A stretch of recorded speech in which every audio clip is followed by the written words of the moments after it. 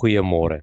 Dis Vrydag. Ek en jy het dit gemaak. Ek hoop dit gaan met jou goed en ek hoop jy's gereed vir dit wat die naweek na jou kant toe gaan bring. Nou nie baie ver van ons af nie, is 'n man met 'n baie mooi tuin. Hy het regtig baie ure en geld en tyd spandeer om hierdie tuin seker die mooiste tuin in ons straat te maak.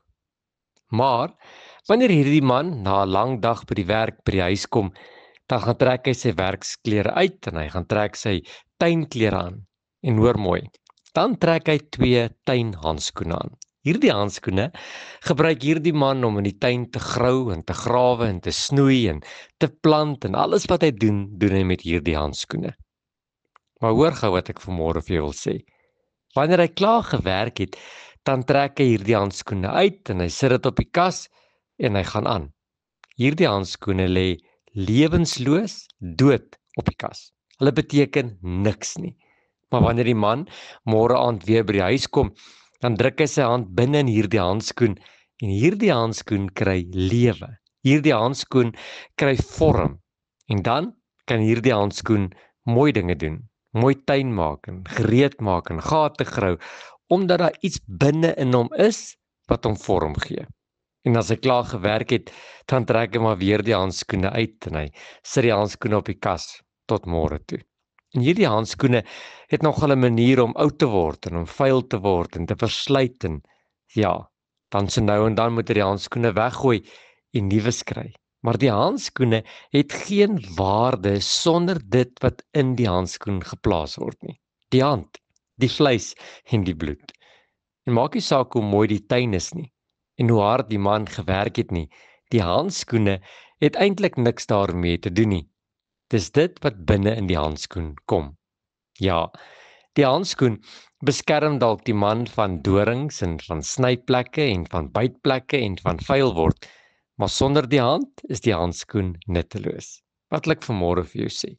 Ek en jy is baie keer maar soos hierdie ou tuin handskoene. Ons lê op die kas en ons beteken eintlik niks.